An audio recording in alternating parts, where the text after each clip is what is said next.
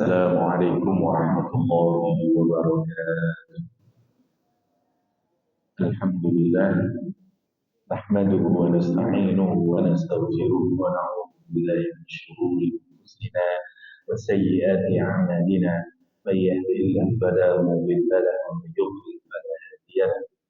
أشهد أن لا إله إلا الله وحده لا شريك له وأشهد أن محمدا عبده ورسوله وصفيه وخليل أدى الأمانة ونصح الأمة وجاهد في سبيله حق جهاده. Ikhwati rahimakumullah, alhamdulillah rabbil alamin. Subuh kita hari ini insyaallah melanjutkan tafsir kita surah Al-Hujurat. Seingat saya terakhir ayat ke-10 hingga hari ini kita masuk di ayat yang ke-11 insyaallah. Leres nggih? Mugi-mugi leres. Ya ayyuhalladzina amanu la yaskhar qaumun min qaumin asa an yakunu khairan minhum wala nisa'un min nisa'in asa an yakunna khairan minhunna wala talmizu anfusakum wala tanabazu bil alqab bi'sal ismul fusuq ba'dal iman wa man lam yatub fa ulaika humudz zalimun. Ayat yang ke-11, 12 dan seterusnya ini berbicara tentang akhlak antar sesama umat Islam. Saya ulangi lagi sedikit mereview. Surah Al-Hujurat adalah surah tentang akhlak. Yang pertama kita diajari tentang akhlak kepada Allah dan Rasul-Nya. La tuqaddimu, la tarfa'u, la tajharu. Kita tidak boleh memberikan prioritas lebih utama dibanding Allah dan Rasul-Nya yang pertama. Yang kedua, tidak boleh berkata-kata yang keras kepada Rasulullah SAW, baik beliau dalam keadaan masih hidup atau saat kita berziarah ke makbarahnya misalnya, ya, sampai kemudian akhlak yang berkenaan dengan sesama orang mukmin, bagaimana cara kita membenahi kalau ada dua kelompok orang mukmin yang saling berselisih paham gitu.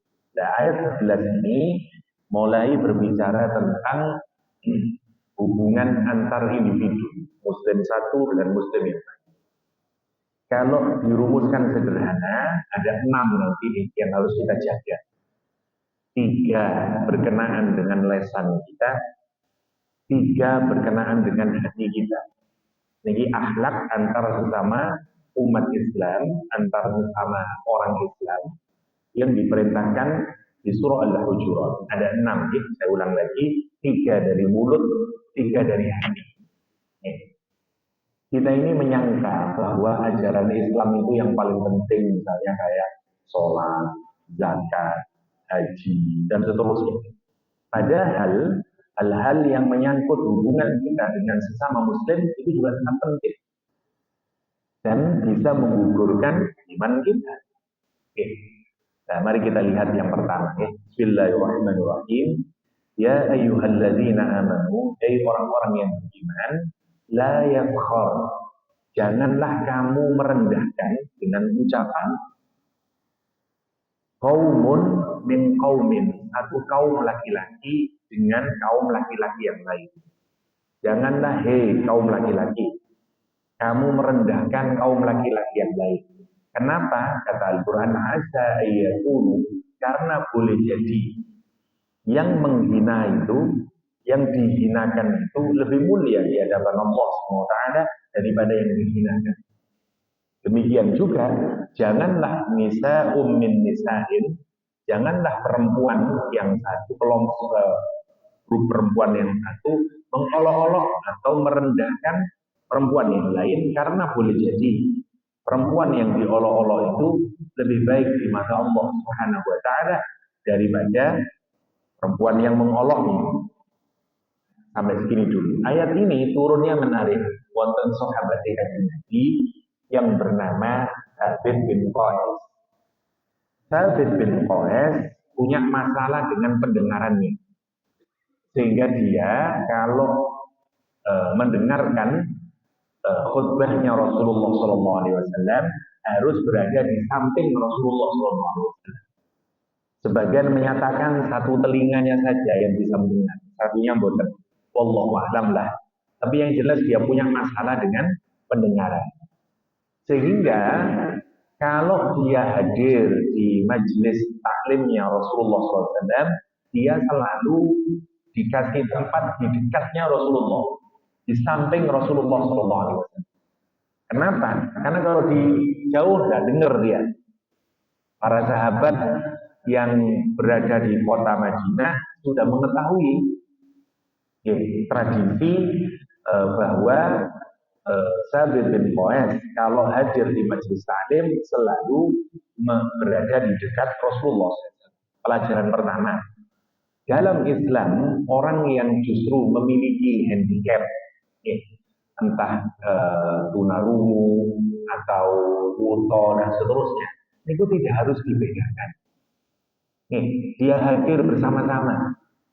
Nah, sekarang lagi ngetren sekolah inklusif, yang tidak harus dibedakan kecuali yang memang susah Tapi kalau misalnya yang buta punya kelebihan, dia tetap dijadikan satu. Sekolah-sekolah yang bisa mengentertain semuanya biasanya dikenal dengan sekolah inklusif, karena masih bisa sebenarnya mereka bersama dengan orang-orang yang normal. Itu hebatnya Islam. Kita mungkin menyangka orang-orang yang memiliki kelemahan diletakkan di belakang, justru dia yang dekat dengan Rasulullah SAW. Dia duduk di samping Rasulullah SAW. Nah, jadi dia kalau wonten majelis taklim itu, para sahabat yang sudah mengenal Sabit bin Qais malah memberikan tempat. Ini Sabit bin Qais. Suatu hari Sabit bin Qais telat, sholat sampun selesai. Nah, Sabit bin Qais niku mesbuh. Jadi dia menyelesaikan sholatnya. Sementara sahabat sudah mengerumuni Rasulullah SAW untuk mendengarkan khutbahnya Rasulullah SAW. Termasuk di sisi Rasulullah. Sudah penuh. Sabit begitu selesai langsung melewati pundak-pundak manusia tadi itu. Mikir, aku karena orang-orang yang sudah tahu biasa saja langsung memberikan tempat kepada Sabit. Pas di dekat Rasulullah SAW, satu orang ini tidak mau berpindah karena dia orang baru. Dia pikir sopo kawakmu, kok kate mindah-mindah aku tepoloi dhisik. Nah, terus dia menyatakan ibarat sekarang ini, cak minggir aja. Jadi, enggak, aku disian kok. Nah, Sabit bin Qais terus marah dalam hatinya, tapi dengan cara bertanya kepada sahabat yang lain, siapa dia? Kok tidak mau ngasih tempat sama saya? Siapa dia? Atau riwayat yang lain ditanyain sama Sabit bin Qais, siapa kamu? Misalnya Yahya bin Bakar misalnya. Nah, sahabat ini orang tuanya tentu saja karena dia baru masuk Islam. Orang tuanya dulu orang non-Muslim. Nah, orang jahiliyah. Namanya orang jahiliyah, kelakuannya boten karu-karuan. Nah, kebetulan ibunya orang ini terkenal dulu melakukan perbuatan yang tidak senonoh atau nopo. Begitu orang ini menyatakan, siapa kamu? Katakan lagi, Yahya bin Bakar. Oh, ini berarti anak marfu'ah. Nah, terus ini ngomong, kamu, tapi ini untuk melecehkan, untuk merendahkan. Karena semua orang tahu, kamu, anak marfu'ah. Nah, ayat ini turun. Masya Allah. Coba jangan pikirkan, Jadi ayat ini turun gara-gara ucapan merendahkan seseorang. Bukan salah, pancen ini anak lanangi marfu'ah, ibarat ini di tafsir boten dijelaskan siapa nama sahabatnya, siapa nama ibunya, boten disebutkan. Kenapa?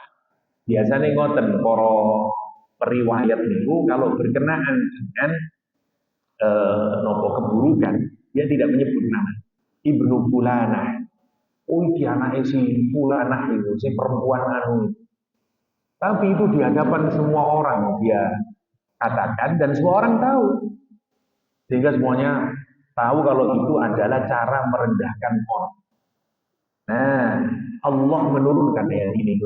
Ya ayyuhalladzina amanu la yaskhar qaumun min qaumin asa ayyakunu khairan minhum.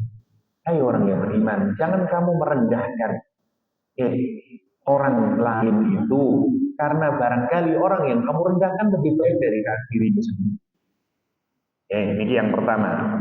Yang kedua, ayat ini turun kepada Banu Tamim. Jadi ayat ini banyak konteksnya. Ya. Banu Tamim itu satu suku yang kaya-kaya. Mungkin penghasilan kurmanya banyak. Mereka cukup kaya. Mereka masuk Islam, datang ke Madinah. Di Madinah, di Masjid Nabawi, tinggal 30 sampai 70 orang yang miskin-miskin. Tidak punya rumah, pekerjaan serabutan. Namanya Ashabus Suffah. Orang yang tinggal di serambi Masjid Rasulullah SAW. Seperti Bilal bin Rabah, seperti Abu Hurairah. Ini orang-orang Suhaib bin Sinan. Dulu awalnya dia situ. Termasuk nanti begitu sudah punya pekerjaan, jelas keluar dia. Tidak tinggal lagi di masjid. Makanya berkurang. Dari 70 orang, nanti jadi 30 orang. Siapa pemimpinnya? Abu Hurairah. Jadi ibaratnya ketua RT ini Abu Hurairah. 70 orang nih. Mereka ini bahkan wonten sing hanya punya satu baju. Udah punya satu baju aja, saking boten gadai. Karena itu kadang-kadang kalau berdekatan dengan Ashabus Suffah, rade bau karena keringetan. Nah, orang itu, orang-orang kaya yang baru masuk Islam risih dengan mereka. Begitu dia pergi ke Madinah, bertemu dengan orang itu, mereka merendahkan orang-orang mukmin yang termasuk Ahli Suffah dengan ucapan yang merendahkan. Turun ayat ini. Yang terakhir, ayat ini turun berkenaan dengan Ikrimah bin Abi Jahal. Abu Jahal punya anak namanya Ikrimah. Abu Jahal menurut Rasulullah SAW kata Rasulullah, inna Aba Jahlin Fir'aunu hadhil ummah, kata Rasulullah. Fir'aunnya umat ini adalah Abu Jahal. Karena saking kurang ajarnya Abu Jahal sampai Rasulullah menggelari dengan Fir'aunnya umat ini. Begitu Ikrimah masuk Islam setelah Fathu Makkah, orang-orang itu ada yang membuli Ikrimah. Jadi kalau Ikrimah datang terus ngomong, anaknya Fir'aun zaman ini. Lah, ini kuloro artinya Ikrimah. Memang bapak ini disebut Rasulullah sebagai Fir'aun zaman ini. Tapi kan saya sudah Islam. Kalau kamu nyebut-nyebut bapak saya, ya loro hatiku. Turun di hati. Jadi kalau kita melihat ayat ini, bahasa mudahnya untuk kita sekarang adalah merendahkan orang lain melalui ucapan kita. Namanya sukhriyah atau taskhir atau istihza. Mari kita pikirkan sekarang.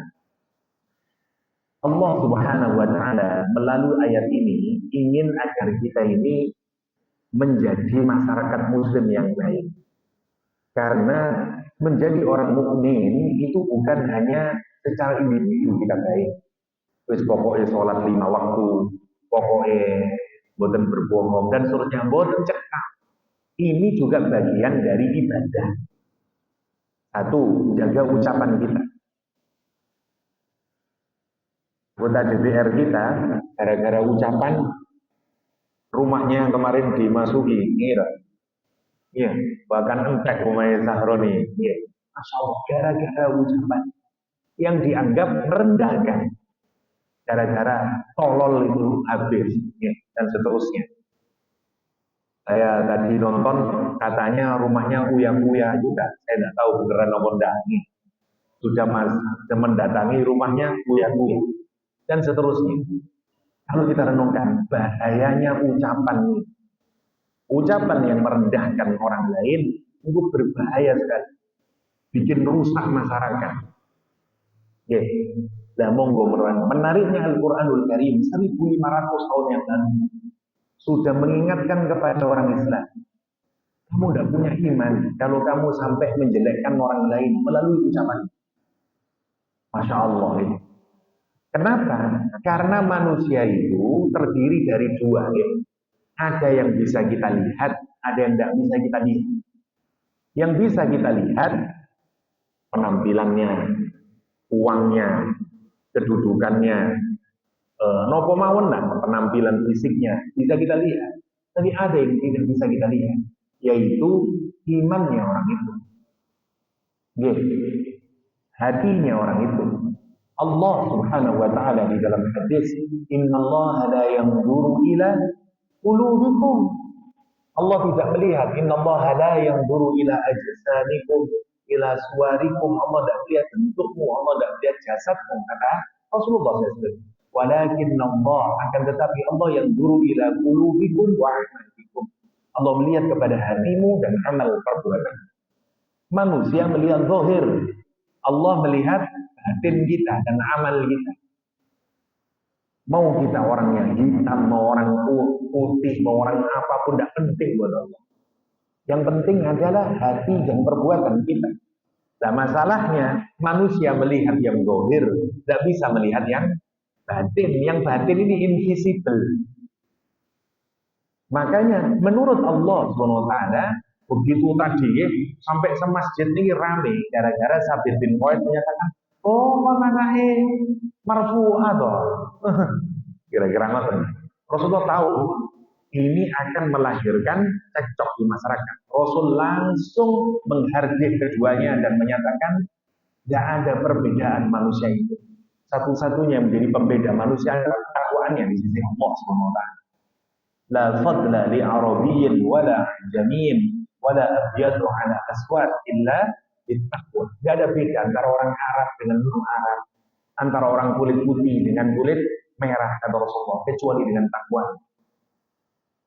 Panjangnya hebatnya kalau kita pikirkan. Amerika Serikat sampai detik hari ini pun masih sumpah urusan rasisme. Rasulullah itu kalau kita pikirkan, masyarakat Arab itu masyarakat rasis. Selalu melihat kau suku apa, dari mana kamu.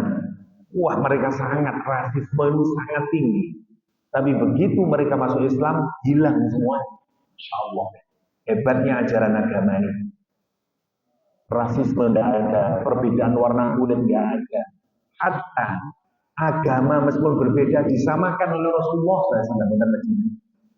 Hanya dalam waktu 10 tahun, bayangkan. Monggo lah kita pikirkan. Mari kita dari mana dalam bahasa psikologi hari ini disebut dengan talking down. Talk down, ya, berbicara untuk merendahkan orang. Diawali dari looking down, melihat orang dengan rendah. Kalau kita sudah melihat orang dengan rendah, terusannya adalah kita akan mengucapkan sesuatu untuk merendahkan orang.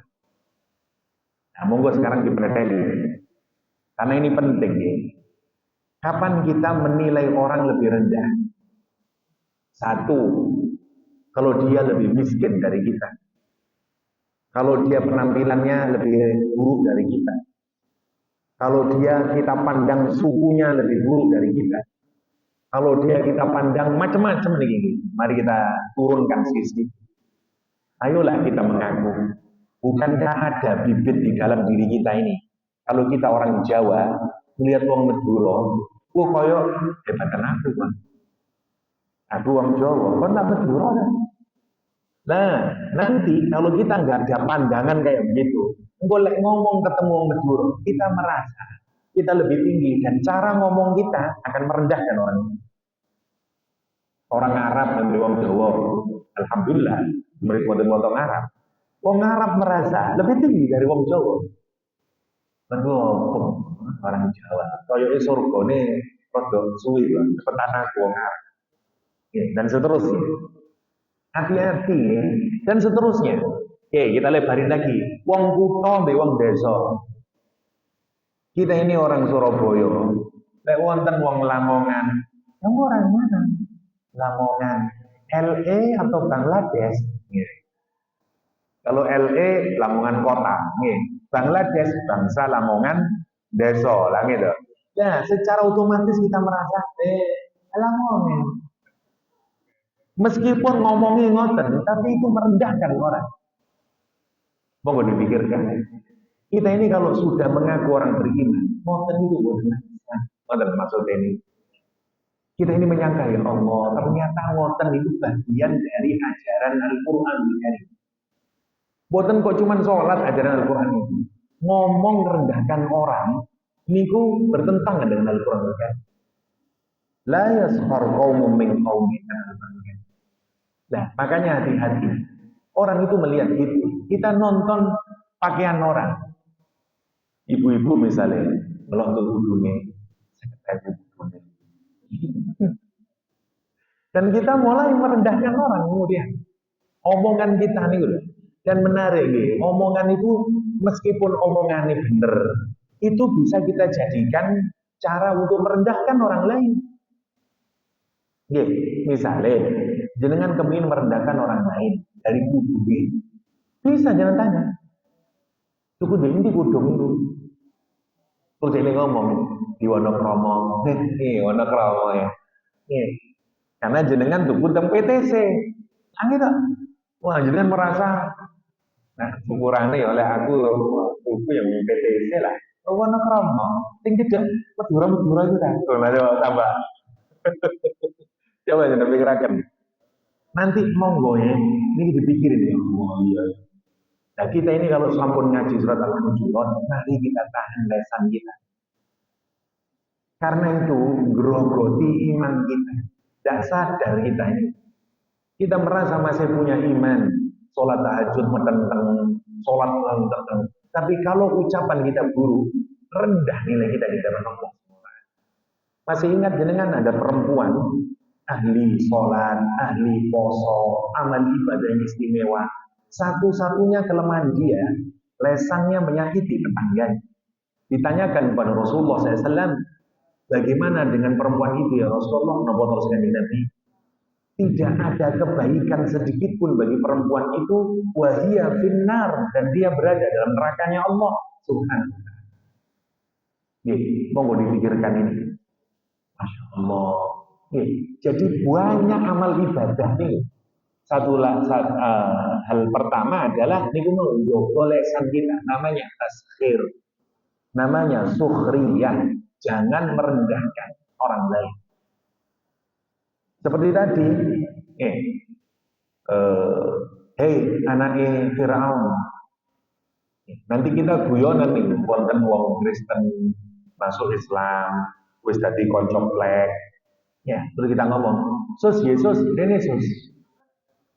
Niku juga sukhriyah.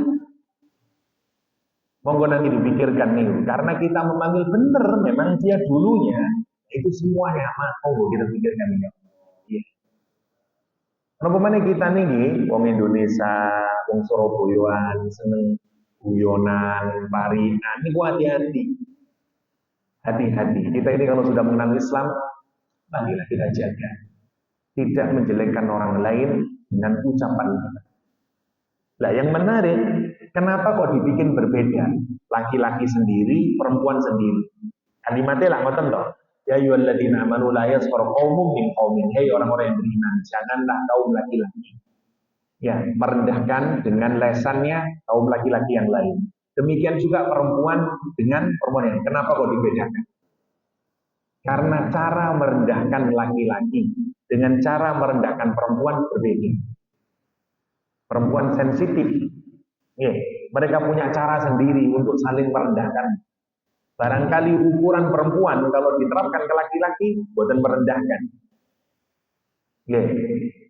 Makanya kita hati-hati.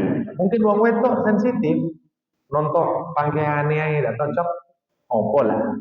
Nih, sampean bajunya, lah wis niku wis kesindir niku, sudah merasa menghinanya. Nih, makanya kita ini kadang salah paham dengan istri, salah paham dengan suami. Karena sekedar ucapan, oh aku nggak ngomong aku kok. Istrinya merasa sampai memang nggak menghargai saya, nggak ngono kok. Karena beda nih, wong lanang be wong wedok, guyonane, cara menghinanya itu berbeda. Karena itu Al-Quran membedakan. Kalau nggih boten ngertos, pasti para perempuan tahu sendiri. Ya, ibu-ibu tahu sendiri ya nopo carane berbeda kualitas merendahkannya ini. Ya, Masya Allah. Niku harus kita hati-hati. Ibu-ibu nggawa roti goreng ae. Terus ngomong, anu ya rada atos titik, kesender nih mah. Oke nih, panjang harus gak ini masjid mana sama itu apa daknya masjid. Kulo nate nggawa roti goreng, terus dianggap bantan, loro ati kulo. Mau padahal ngomong ngoten kok. Mungkin lek bapak-bapak biasa mawon. Misalnya sopo bilang anu kira roti goreng ini aku untuk bantat ini jadi untukmu itu sehat. Nah ngoten to. Biasa mawon mungkin wong lanang. Gitu. Niku maksudnya nih wong wedok wedok. Karena itu Quran membedakan. Lah yang tahu siapa? Monggo perasaan kita masing-masing. Kita ini tahu ya Allah terus kelewatan ini oleh kita jaga. Sekarang monggo dipikirkan deh, andai masyarakat kita menahan ucapan untuk tidak merendahkan orang lain, ya nopo kira-kira kehidupan ini berjalan. Tak saya lah, Masya Allah. Itu yang terjadi di masyarakat Madinah. Para sahabat Kanjeng Nabi ini yang dibentuk oleh madrasahnya Rasulullah SAW. Ini yang pertama, ya. Taskhir, boten boleh merendahkan orang melalui ucapan kita. Yang pertama, yang kedua sekarang. Asa ayyakunna khairan minhunna. Yang kedua, wala talmizu anfusakum. Janganlah kamu melakukan al-lamzu ya terhadap dirimu sendiri kata Al-Qur'an. Kalimatnya menarik. Monggo dipikirkan dulu. Al-lamzu ini juga sama ada di dalam surah Lumazah namanya lumazah.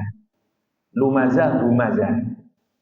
Lumazah di ayat ini maksudnya adalah sama, mencaci orang lain, melecehkan orang lain, menghina orang lain, tapi dengan gesture, dengan bahasa tubuh. Kalau yang tadi dengan mulut kita, sekarang dengan gerak tangan kita. Ada juga yang menyatakan dengan macam-macam, dengan tangan, dengan mata, dengan sikap. Namanya al-lamzu.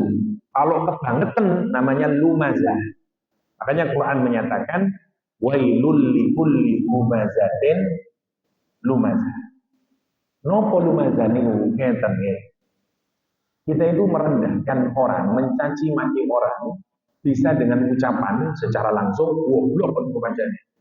Ono pancene gendeng kok niku. Oh, niku pancene nopo lah saking parahnya kita bicara nih. Satu, niku lumazah. Di hadapan orang tersebut namanya lumazah atau wala talmizu tadi ya. Satu. Yang kedua dengan gerakan.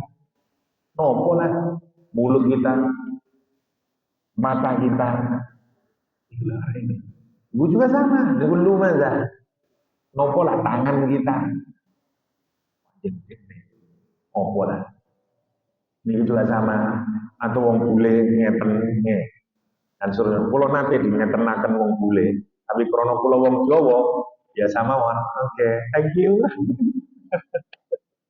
Ya Allah. Wah, wong bule lek ngamuk lah moto Pak. Jangan paringi.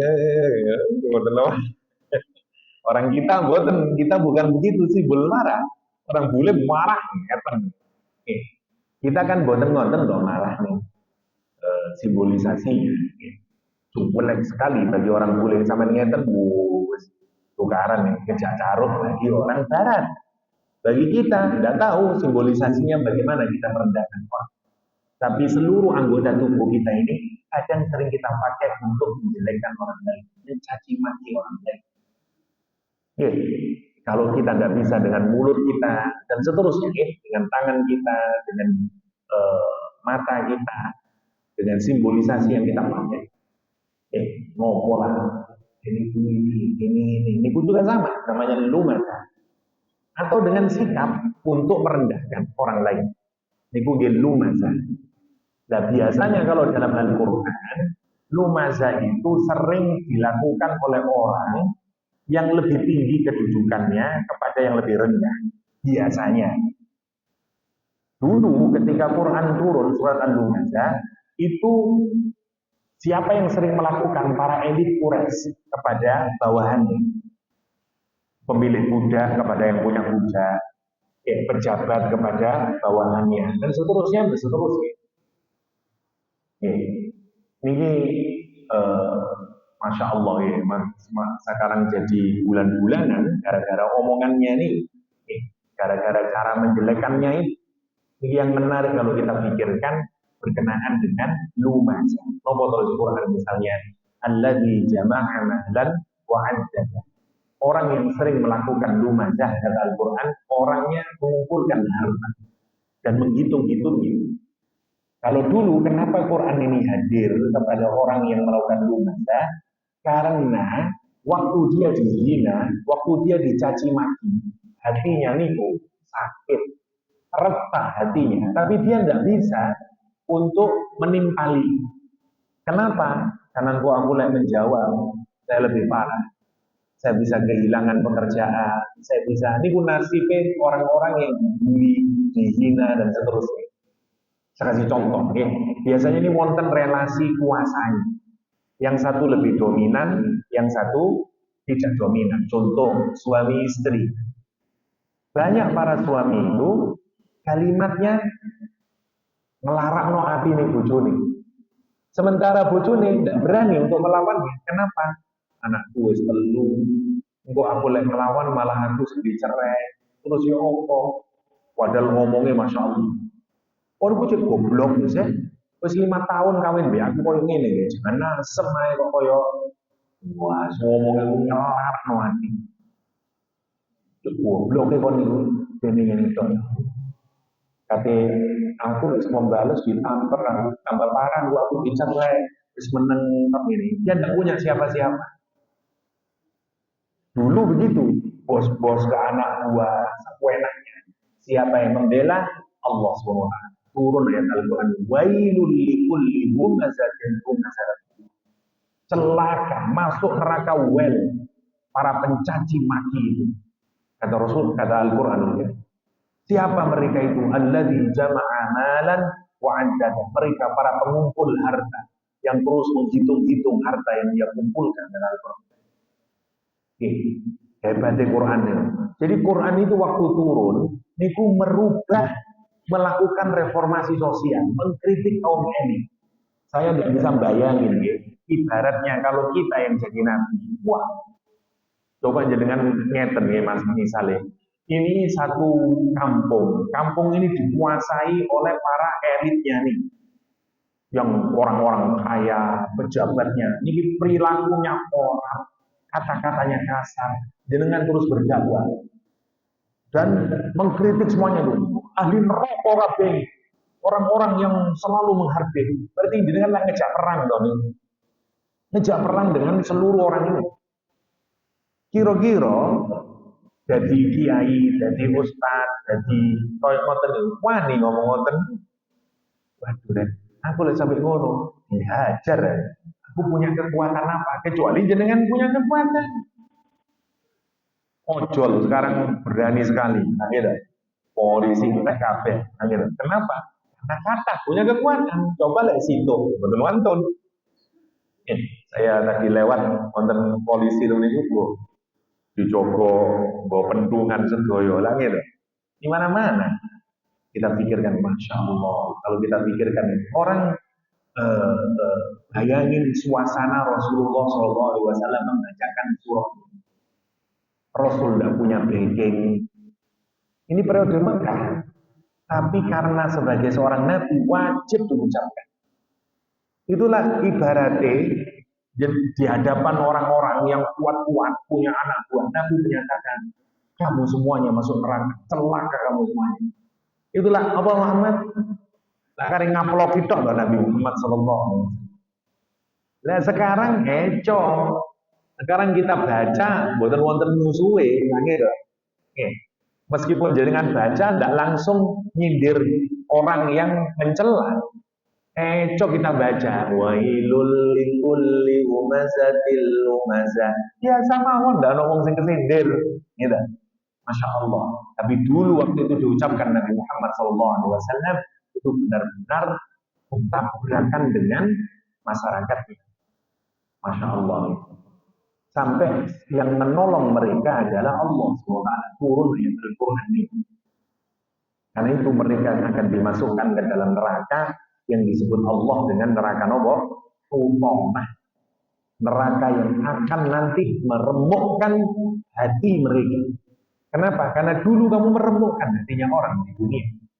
Orang yang diletakkan di pilar, diikat di pilar itu, api dihidupkan dari bawah, merangkak naik apinya, membakar tubuhnya, daging-dagingnya habis sampai di mana apinya?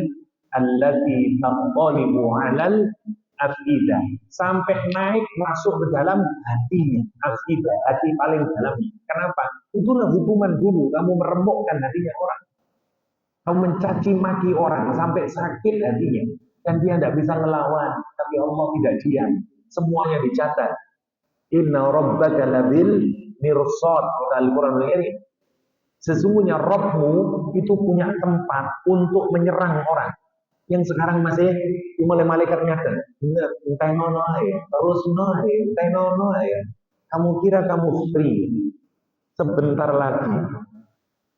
Iya, taham lagi kan, kira-kira ngoten. Ditunggu, nah katanya Al-Quran, Inna rabbaka labil mirsad. Ayat ini turun untuk apa? Untuk orang Quraisy yang menentang Nabi, menyakiti para sahabat, bertindak sewenang-wenang. Oleh Al-Quran diperingati. Kamu tidak ingat kaum Ad, kamu tidak ingat kaum Samud, kamu tidak ingat Firaun. Ya kurang ajar kamu. Tunggu saja ya. Kamu pikir Allah tidak melihat semua perbuatan burukmu? Inna rabbaka labil mirsad. Ya, akhirnya mereka hancur karena mereka tidak mau taat sama Rasulullah. Sudah diingatkan oleh Al-Quran. Masya Allah. Ini pada surah Al-Fajr sama dengan itu. Lumazah niku menjelekkan orang, mencaci maki orang dengan gesture kita, dengan body language kita. Mau dipikirkan itu, Masya Allah. Iya ya. Ini cara Al-Quran membenahi hubungan kita. Harapannya mantun kita belajar Al-Hujurat, monggo kita hati-hati. Mulut kita nih, mulutmu hairimaumu. Oke, proses pepatah Arab, salamatul insan fi hifdil lisan. Keselamatan manusia karena menjaga lisannya. Oke, makanya hati-hati ini. Hati-hati. Oke, wala tanabazu wala talmizu anfusakum. Kalimatnya kan janganlah kamu mencaci maki dirimu sendiri. Lah ngoten to Ustaz. Ustaz menjelaskan kok kepada orang lain.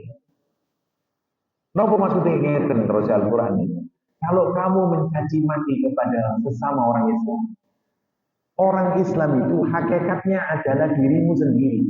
Karena kita ini sesama umat Islam adalah diri yang satu. Innamal mu'minuna ikhwatun. Setiap orang mukmin adalah ikhwah. Yashuddu ba'duhum ba'dah. Mereka saling mengokohkan satu sama lain. Kalau kamu sebenarnya menyakiti orang lain dengan ucapanmu, dengan sikapmu, hakikatnya kamu menyakiti dirimu sendiri. Nomor satu makna. Nomor dua maknanya itu adalah kalau kamu menyakiti orang lain, itu artinya kamu mempersilahkan orang lain untuk menyakiti dirimu sendiri dengan cara yang sama. Seperti Al-Quran menyatakan, seperti Nabi menyatakan, fasallimu, kalau kamu datang ke rumah orang Muslim, fasallimu anfusakum, kata Rasulullah. Ucapkanlah salam untuk dirimu sendiri. Ya Allah, Kanjeng Nabi. Mestinya kita mengucapkan salam untuk orang lain, tapi Nabi menyatakan ucapkan salam untuk dirimu sendiri. Kenapa? Kalau jenengan masuk ke rumahnya orang lain, jenengan mengucapkan Assalamualaikum, bukankah jenengan kemudian akan mendapatkan balasan salam kepada orang lain? Artinya, begitu jenengan mengucapkan salam, hakikatnya jenengan juga akan mendapatkan salam. Artinya salam itu seakan-akan salam kepada dirinya sendiri. Maksudnya. Quran mengingatkan ngoten. Jadi kita ini kalau mau ditreatment baik oleh orang lain, treatmentlah orang lain dengan cara yang baik. Kalau kita mengucapkan kata-kata kotor kepada orang lain akan juga mengucapkan kata-kata kotor yang baik. Ya, itulah yang terjadi dalam hukum interaksi sosial. Goblok kon, yo kon dulu. Tak ngoten toh. Akhirnya saling ngoten niku. Makanya kata Al-Qur'an, kita ini sama-sama mukmin. Kalau kamu menjelekkan orang lain, hakikatnya kamu menjelekkan dirimu sendiri. La talmizu anfusakum, Allah SWT. Jangan petani lah. Kita ini kalau ngomong kasar, orang lain akan ngomong kasar. Pasti nih. Ini hukum interaksi sosial. Memang ngoten niku hukum interaksi sosial. Kita pasti akan mendapatkan respon yang sama seperti yang kita ucapkan. Bedanya dengan Rasulullah SAW. Nanti kita lihat nih, Rasul selalu, masya Allah. Dulu kan yang jelek-jelek dirubah semuanya Rasul. Ini yang kedua, yang ketiga sekarang kita cepatkan ini kersane kata. Jadi semuanya masih mulut. Yang ketiga sekarang, wala talmizu anfusakum wala tanabazu bil alqab. Jangan kamu memberikan gelaran-gelaran, nickname kepada orang yang ditujukan juga untuk merendahkan. Contoh, meskipun benar, misalnya, gendut, meskipun orang itu gendut, kalau orang itu nggak suka dengan panggilan kayak gitu, jangan terusin. Karena itu ngasih nickname sama orang. Peng, ini peng. Boten misal, Master segini, sini, nggak boleh.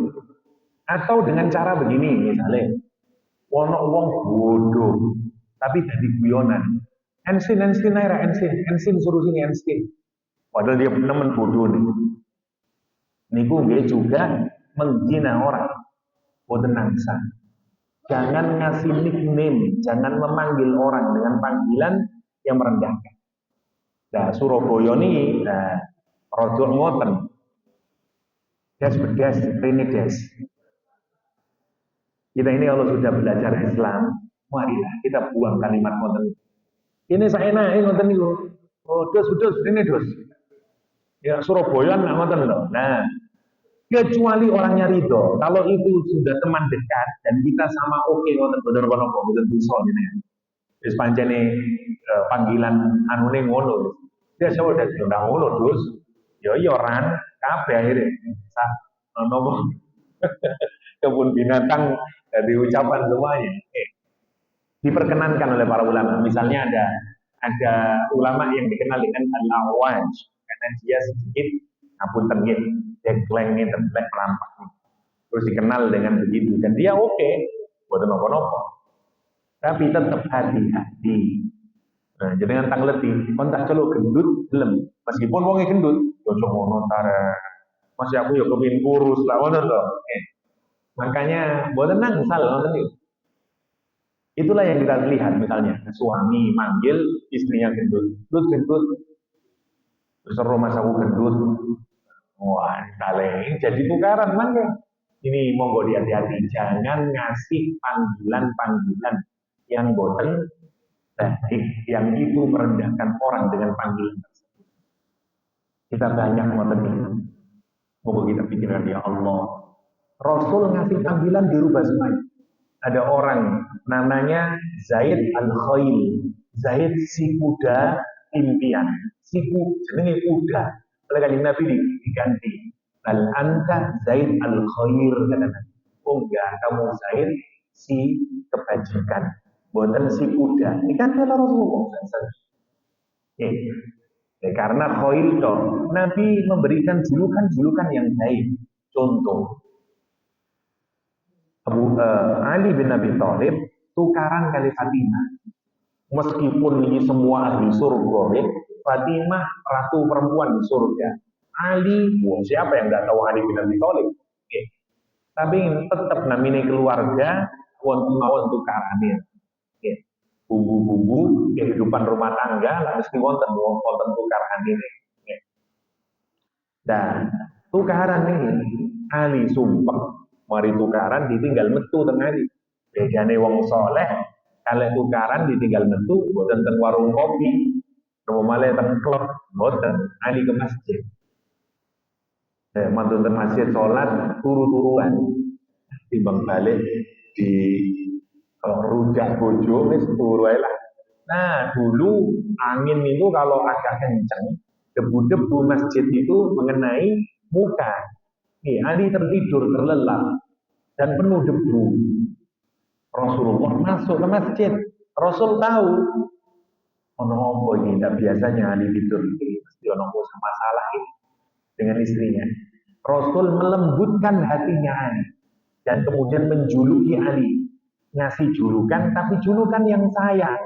Meskipun kita orang Surabaya tidak memahaminya, Rasulullah kemudian memanggil Ali dengan panggilan kasih sayang dan panggilan ya abad turab, wahai orang yang berdebu, kata Rasulullah SAW. Tapi itu kalimat ya, ibu-ibu lagi ngomongin ngoten kesender, wahai ibu yang berdebu, macam iya, macam aku nggak bisa tuku skincare malah ngamuk ini. Tapi itu bagi konteks orang Arab itu panggilan sayang Rasulullah SAW untuk Ali. Ya abad turab, ya. Wahai bapak yang berdebu, ya. Karena Ali kena itu. Oh no, Ali itu karena habis cekcok dengan istri. Wonten sahabat Nabi sing turu kecapean dia. Oleh Rasulullah dipanggil ya Aban Nauman, kata Rasulullah. Sing turuan. Tapi itu bukan untuk menghinakan, itu untuk panggilan sayang. Ini harus dipahami secara budaya ya. Bagi kita mungkin kejelekan, tidak sama. Rasul menggelari Hamzah pamannya dengan Asadullah, the Lion of God. Khalid bin Walid digelari oleh Rasulullah dengan Saifullah al-Mazlul, pedang Allah yang terbunus. Boleh. Jadi nama-nama wonten wong jenenge Kasal. Kasal itu males, letet. Lah, terus kanjeng Nabi, sapa jenengmu? Kasal ya Rasulullah. Males ya Rasulullah. Oh, diganti. Bal anta sahal ya Rasulullah. Sahal, gampangan, enak, wonge gampang. Biar ini sahal. Awalnya kan diganti sin ya Rasulullah. Kasal itu kaslanun, wah niku wong letet, muales. Ganti oleh Nabi, ngasih julukan yang baik-baik boleh. Ya makanya lah jeneng anak, jangan yang jelek-jelek. Sopo jenenge anak ribut. Ya saja ini ukuran saya. Tapi banyak orang Indonesia jenenge ribut itu. Bukan nopo, biar pas lahir ribut balik wong tuane. Macam-macam jenenge selamat niku kasih saya. Lah salah, selamat saya. Atau nopo lah. Kecuali wonten makna yang lain ya. Kita tidak tahu, mungkin ribut ono makna yang lain. Atau lain jenengan wis kali kadung ribut ganti mawon. Iki ribut itu bahasa Jawa, ribut bahasa Arab. Nah, ngoten.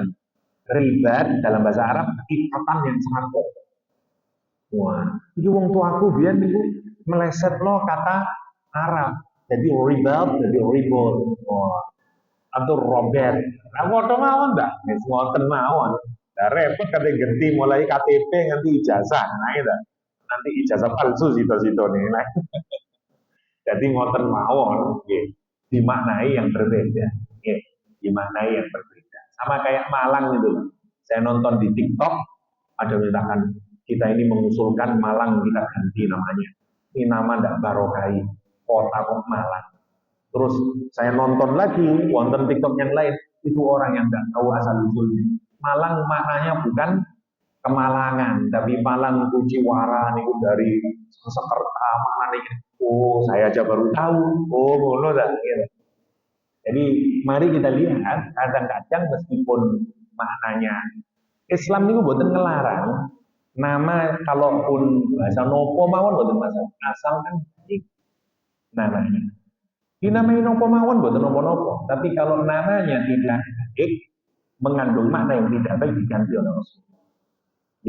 Nah, niki ngasih gelaran, ngasih nama, ngasih julukan yang jelek, itu juga bagian yang dilarang dalam agama. Nah, mulai sejak ini monggo hati-hati. Meskipun kita manggil anak-anak kita sendiri, jangan kasih julukan yang merendahkan. Nopo lah, kita panggil nopo lah, dan seterusnya.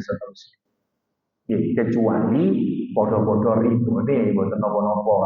Misalnya, saya manggil kakak saya, semua nama-nama kakak saya itu saya plesetin semuanya, dan saya semuanya yang menggantinya. Semuanya, saya semuanya. Tapi kemudian ya kita memanggil dengan nama itu. Kakak saya namanya Ahmad. Saya panggil karena Ahmad Sodik. Saya panggil Semut. Ya sampai sekarang semuanya kalau Semut ya Allah kabari ngoten nggih. Enggak tahu gimana ceritanya dulu. Nggih, boten napa-napa bukan untuk merendahkan. Niku napa ya wis panggilan yang biasanya kita ucapkan. Dan seterusnya. Jadi tiga ini penting. Nopo terus Al-Quranul Karim, saya lupa juga tadi merendahkan orang. Itu pun juga terjadi antar perempuan satu dan perempuan yang lain di masa orang istri ini Rasulullah SAW. Ada kisah nih. Hatta istri Nabi, Aisyah kali Ummu Salamah, podo-podo bojone kan Nabi. Ummu Salamah itu kalau pakaian niku ibarat sakniki nggih, terus wonten taline sing diikat teng belakang nonton lho, terus klewer-klewer nunggu. Nah, Aisyah iri nonton klambine Ummu Salamah itu. Terus ngomong yang padha bojone. Kaya ilate asu, menjulur-julur ngoten. Ini ku turun ayat ini wala nisaun min nisain. Kalau lupa mboten jelasaken. Gara-gara ucapan ngoten niku. Karena ucapan itu ditujukan untuk merendahkan. Glon, klewer-klewer, kaya ilate asu. Masyaallah ya. Mungkin bagi laki-laki tidak ngefek nonton, bagi perempuan ngefek banget ngoten. Ada lagi Aisyah dengan Sofia. Sofia itu bapaknya Yahudi, pemimpin Yahudi Bani Nadir. Ini ada Rasulullah SAW. Sofia ini. Suatu hari dia tukaran, ya malah mungkin bertukaran bully-bullyan lah dengan istri Nabi yang lain, terus menyatakan, hei anak Yahudi. Ya memang anak Yahudi, terus dipanggil, hei anak Yahudi, nangis Sofia. Nangis belayu ke Rasulullah. Ya Rasulullah, saya dikatain orang Yahudi. Apa kata Rasulullah? Kenapa kamu tidak berkata bahwa bapakmu adalah Yakub, kakekmu adalah Ibrahim, dan suamimu adalah Muhammad Sallallahu Alaihi Wasallam? Katanya Rasulullah, Sofia, kalau ada orang bilang begitu, katakan, bapakku Nabi Ishak kata dia, kakekku Nabi Ibrahim, suamiku Muhammad Sallallahu Alaihi Wasallam. Lah meneng cep toh, boleh mari dikontenakan. Yahudi kate opo kon? Bapakku Nabi Yakub, mbahku Nabi Ibrahim, bojoku Nabi Muhammad. Lah wong langsung dilengkap. Akhirnya, itu cara Nabi untuk mengokohkan hati Sofia turun ini. Jadi, Masya Allah, ini penting tiga hal ini. Allah menutup dengan kalimat yang menarik. Bahkan kita ini kalau ada melihat orang yang berperilaku buruk sekalipun menurut standar kita tetap nggak boleh menghina orang. Imam Qurtubi dijelaskan, ada seorang ulama yang menyatakan, kalau aku melihat orang minum susu kambing langsung nyusu yang kambing, aku tidak berani menghina orang itu. Karena boleh jadi Allah akan menjadikan saya lebih hina dari orangnya. Jadi kan nonton uang, orang nyusu yang kambingnya kan, lah gatel loh. Oh sama, uang nak duwe lah, nonton enggak? Tapi terus para ulama, kata aku melihat kayak begitu saya tak mau merendahkan orang itu. Ini penting untuk kita pikirkan agar kita ini boleh merendahkan orang itu. Kenapa? Al-mu'minun kal jasadil wahid. Karena sesama orang mukmin itu seperti satu jasad. Jadi monggo dipikirkan, satu, tidak boleh menghina orang lain dengan mulut kita. Yang kedua, tidak boleh mencaci maki, menjelekkan orang lain dengan body language kita. Yang ketiga, tidak boleh memberikan gelaran, julukan yang buruk kepada orang lain dengan maksud merendahkan. Wala talmizu anfusakum wala tanabazu bil alqab bi'sal ismul fusuqu ba'dal iman. Sungguh jelek sekali, bisa kata Al-Quran, sungguh jelek sekali. Apa? Ucapan kefasikan setelah orang punya iman. Maksudnya ngeten, kalau kita ini gak ada iman, tidak boleh keluar dari lisan kita ini kata-kata yang menunjukkan kefasikan. Seperti tadi itu, ngomong buruk, mencaci maki orang dan seterusnya. Ini pun tanda bahwa tidak ada iman kita ini. Bi'salismul fusuqu ba'dal iman. Wa man lam yatub fa ulaika humul zalimun. Siapa yang tidak bertaubat dari tiga hal ini, sungguh mereka adalah orang-orang yang zalim. Oke. Ayat yang ke-12. Jamil cepat ini. Ayat yang ke-12 berkenaan dengan tiga yang ada dalam hati kita. Ini juga sama. Nomor 1. Ya ayyuhalladzina amanu, hai orang-orang yang beriman, ijtanibu katsiran minadh-dhon. Jauhilah kebanyakan asumsi. Wah, ini kayak apa nih? Kenapa kata Allah? Inna ba'dadh-dhonni ismun. Karena sebagian dari asumsi itu adalah dosa dalam Al-Quran. Saya bahasakan hari ini ya, asumsi atau dhon. Dhon su'udzon. Tidak boleh kita ini asumsi. Dhon itu dipakai dalam bahasa Arab dari kata zununan. Gunun kalau jenengan di gurun pasir atau di daerah yang agak kering, terus jenengan melihat sumur yang dalam, kelihatan sebenarnya airnya sedikit, tapi jenengan nyongkok, oh kono banyune wis koyo tenang, berdono tiba-tiba saiki. Maksudnya kita ini melihat sesuatu, data kita sedikit, tapi kita sudah berani berasumsi. Nomor 1. Nomor 2, dengan kalau nanti orang Arab menggunakan kata bon, kalau kita melihat ini rumah seseorang, rumahnya mewah, terus terus berdasarkan itu kita kemudian berasumsi bahwa dia pasti akan begini dan seterusnya. Itu juga bon. Awal penggunaan kalimatnya nih ngoten. Nah, bahasa sekarang namanya asumsi. Hati-hati dengan asumsi. Bahkan Quran menyatakan tinggalkan kebanyakan asumsi. Karena sebagian dari asumsi itu ya adalah dosa kata Allah SWT. Nopo sih asumsi ini? Kalau dalam fikih kita ini kalau punya data, kita ini kan semestinya orang Islam itu dituntut kalau berbicara yang benar. Tidak boleh berbicara yang bohong. Di tengah-tengahnya antara bohong dengan kebenaran adalah asumsi. Asumsi itu berangkat dari data. Buatan tidak punya data, tapi belum lengkap datanya. Karena belum lengkap, jangan kemudian menyimpulkan berasumsi.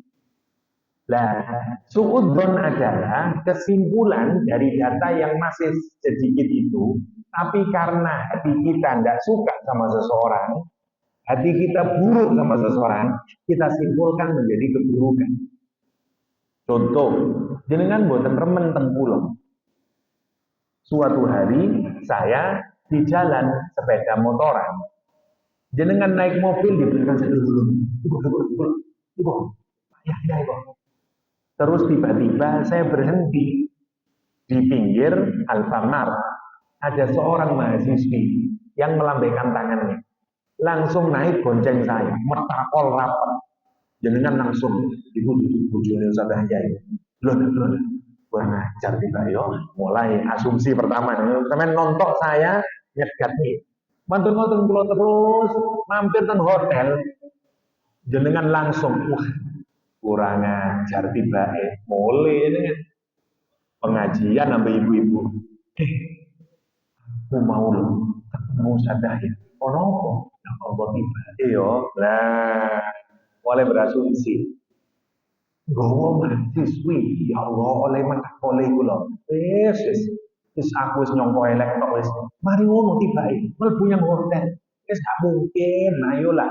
Nek ono kucing ambek iwak asin itu kate diapakno maneh, misale wis dan seterusnya dan seterusnya.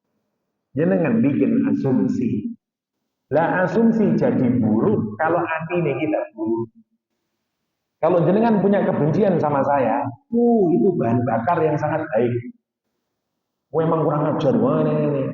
Padahal kenyataannya yang jemput anak saya itu adalah istri saya. Istri saya bilang, Mas, saya nggak bisa. Ini karena ada rapat untuk orang tua wali murid SD. Aku yang SD dhisik Mas yo. Engko jemputan. Lah rapate ono di hotel. No. Jadi engko tolong aku kan sampean kan ndak iso mulihno. Wis jemputan ae. Areke tak ampun ngenteni di Alfamart. Sampean jemputan terus terno yang hotel yo. Engko beno mbek aku ae mulihne. Siap. Padahal juga kula niku metakol karena mboten nate kula gonceng wedi, kula lek gonceng rada ugal-ugalan. Metakol ini. Kenapa saya ke hotel? Karena digangguin bojo kula. Lah berubah toh kalau kita punya data yang lengkap. Justru karena kita tidak punya data yang lengkap, kita berasumsi. Ngoten niku wong niku lek asumsi, lek dikandani ngotot. Ojo ngono ta. Paling usah daya itu. Lah kon niku aku iku rumah aku dhewe. Ngoten malah dikandani. Aku ngono di ngarepku dulu iku. Jenenge arep wedok iku ya Allah, oleh metakon iku lho. Misi-misi ini ae. Tambah nemen. Mau jenengan langsung tapi yo bisa lho. Soalnya aku lek nonton sadaya ceramah selalu ngomong ronda. Paling iya lho, tambah dipumboni. Nangis lho. Niku namine asumsi. Niku namine suudzon, hati-hati. Suudzon muncul karena nopo? Tadi kita yang buruk. Makanya ini urusan hati. Jenengan lek atine api, meskipun ngelihat ngoten, boten tutuk, boten suudzon. Nopo ya wong lah duwe acara iki. Ya sapa ro iku mau sapa anak sapa ro. Nah, jenengan lek atine api selalu mencari sisi positif. Mereka yang tiga ini urusan hati. Suudzon.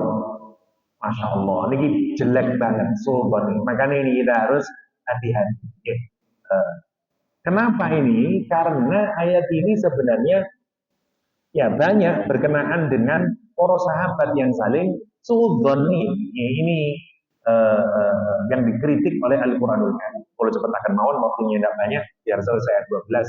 Yang kedua, yang tidak boleh nomor terus Al-Quran wala tajassasu. Jangan mencari-cari kejelekan orang lain. Kita ini jangan jadi polisi atas kejelekan orang lain. Jadi ini anu coba dipahami ya. Biasanya dia ini awan-awan ini yang aku boleh bangsa. La tajassasu, jangan tajassus. Dulu Umar bin Khattab waktu jadi Amirul Mukminin, ini berkeliling. Di malam hari ada satu rumah terdengar suara sayup-sayup musik nyanyian. Umar tertarik, Umar sopo ya, bunyi-bunyi ini kok dangdut koploan. Diinceng tibae wong tuwa ambek bijuan wanita. Nggih. Wah, marah Umar, langsung mendobrak pintunya dan memarahi entek ngamek orang ini. Sampeyan iku mbah, terus mambu lemah, cek maksiat ini. Marahi orang. Orang itu menyatakan, Umar, saya memang salah. Saya melakukan kesalahan. Tapi ini di rumah saya. Saya tidak melakukannya di ruang publik, di dalam rumah saya. Saya melakukan satu kesalahan, tapi kamu melakukan 3 kesalahan. Satu, kamu masuk rumahku tanpa mengucapkan salah. Kamu masuk rumahku tanpa minta izin. Dan kamu mencari-cari kesalahan orang lain. Umar langsung gelap. Allah, salah saya. Orang itu terus membacakan ayat ini, wala tajassasu. Jadi masih maksiat, ya dalil orang ini. Wala tajassasu. Saestu niku Umar malu, merasa bersalah, dia minta maaf pulang. Sejak saat itu Umar tidak pernah mencari-cari kesalahan orang lain. Kalau di dalam rumahnya, betul misalnya dengan ono uang ngombe-ngombean, tapi ini juru rumahnya, jadi kan punya hak. Itu terserah dia. Kalau sudah di rumah, kecuali dengan Pak RT, gaya aturan, kos-kosan harus izin, kos-kosan lanang, tidak boleh memasukkan perempuan. Dan jenengan punya hak, silakan. Dia mencurigakan misalnya. Koyok ono wong wedok ini jeruk dobrak, bukan nopo-nopo. Tapi lah ibu umai dewi, mau tenang sal, jenengan meskipun jenengan Pak RT, itu hak dia sendiri, urusan dia dengan Allah. Dia bawa minuman keras di dalamnya, dia ngombe, ya urusan dia ini. Tidak boleh orang itu menjadi tajassus. Tidak boleh, itu privasi orang. Urusan dia dengan Allah SWT. Kita tidak boleh tajassus. Suatu hari setelah lama Umar pidato, orang itu ada di belakang. Setelah selesai Umar mendatanginya dan menyatakan, terima kasih engkau telah mengingatkan aku kata Umar. Sejak saat itu aku tidak pernah lagi mencari-cari kesalahan. Kata orang itu apa? Umar, terima kasih juga. Semenjak engkau mendobrak pintu saya bertobat dan saya tidak pernah mengulangi kesalahan itu. Masya Allah. Umar Khattab wala tajassus. Memang seneng tajassus niku seneng ya. Ningali kesalahan wong ndak tahu, gurih rasane. Nggih, nonton wong itu biasanya pacaran. Di kuno di PTC. Ayo coba ayo bukan wala tajassus. Yang terakhir, nah wala yaghtab ba'dukum ba'dha ghibah. Oh ini yang lebih parah mana? Ghibah mengucapkan, membicarakan kejelekan orang lain. Yang kejelekan itu ada pada orang lain, tapi orang itu nggak ada di depan kita. Karena ghibah dari kata ghaib. Ghaib itu nggak ada di kita, nggak ada di depan kita. Nah, yang kita bicarakan memang kenyataan. Tapi kalau orang itu hadir, dia nggak suka mendengarkan.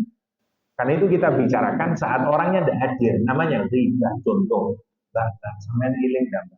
Sopo, Bufat Mawati. Oh, tiba ini. Koncone sampean wong solihat. Terus ngomong, Bu, stop Bu, boten angsal, ngoten niku ghibah. Lho iki ndak ghibah, kenyataan pancen. Lah justru kenyataan niku namanya ghibah. Lek boten kenyataan namanya fitnah. Jadi orang ghibah itu sesuatu yang nyontoh. Tapi kalau kita ucapkan, orang itu nggak suka mendengarkannya. Misalnya dengan aku lho Mbak, ini ketemu sopo, Bufat Mawati pun lonjo ya, Masya Allah. Orang itu regane lah 17.500 seperempat. Tapi ya Allah oleh nawar itu 5.000 kok. Ini yo, melaki yo. Nah ini pun namanya ghibah. Loh, sampean terus kandhani, ojo ngono tarek, aku oleh ngono bukan. Lho kon ndak terus aku lho, blonjo bedek nggih. Dikandani malah protes, langit. Niku namanya ghibah. Monggo dipikirkan. Mboten nangsal ghibah iki. Kenapa terus Kanjeng Nabi? Ayuhibbu ahadukum ayyakula lahma akhihi maitan? Apakah kamu suka memakan bangkai saudaramu sendiri? Pakarihtumu yang kamu tidak suka dengan itu. Di zaman Rasulullah ini ditunjukkan mukjizat Rasulullah SAW. Wonten Ramadan, 2 orang datang ke Rasulullah SAW di hadapan para sahabat. Semua sahabat kemudian menyatakan, "Oh, bangkai ya Rasulullah." Terus bau bangkai. Apa kata Rasulullah? 2 orang ini menahan dari yang dihalalkan oleh Allah dan dia berbuka dengan yang diharamkan. Nopo? Ghibah. Di zaman Nabi, mulut orang yang berghibah bau bangkai. Sayangnya hari ini kita enggak. Justru mulut yang orang berghibah lamis mulutnya. Anda orangnya apa seterusnya langit ya. Dulu di zaman Nabi ditunjukin bau bangkai kata Rasulullah SAW. Masya Allah. Ini wala yaghtab ba'dukum ba'da ayuhibbu ahadukum ayyakula lahma akhihi maitan fakarihtum wattaqullah. Takwalah kepada Allah, innallaha ghafurur rahim. Sesungguhnya Allah SWT Maha Pengampun dari kita semuanya ini tidak mudah menjaga lisan, menjaga hati. Tapi kalau kita ingin mengikuti aturan Al-Quran Karim, kita terapkan 6 hal ini dalam kehidupan kita. Terus saling menjaga satu sama lain. Karena ini interaksi, kadang-kadang kita tidak sadar. Manggo, kita ini saling menjaga sesama. Kalau sudah mau masuk kita, setrek, dibareng. Kalau mau tajasus, stop. Jangan mudar-mudar kesalahan orang lain, dan seterusnya. Termasuk ucapan, sikap untuk merendahkan orang lain. Kita ini semuanya sama di hadapan Allah Subhanahu wa Ta'ala. Semua yang membedakan kita, itu semua di luar diri kita. Pangkat, jabatan, harta, rumah, itulah buatan diri sendengan loh. Sesuatu yang dari luar melekat pada diri sampai kita. Tapi itu bukan diri kita. Kalau kita mati, tidak kita bawa semua. Kita ini amal kita dan hati kita. Dan tidak ada orang yang tahu, hanya Allah yang tahu hati dan perbuatan kita. Karena itu, mari kita husnudzon satu sama lain, dan semoga kita ini bisa menjadi orang-orang yang sesuai yang digambarkan dalam surah Al-Hujurat. Demikian wonten pertanyaan sama dia, mugi-mugi wonten manfaatipun. Adanallah ya ajmain wa sallallahu alaihi wasallam wa akhiru da'wana alhamdulillahi rabbil alamin. Subhanakallahumma wa bihamdik asyhadu an la ilaha illa anta astaghfiruka wa atubu ilaik. Wassalamualaikum warahmatullahi wabarakatuh.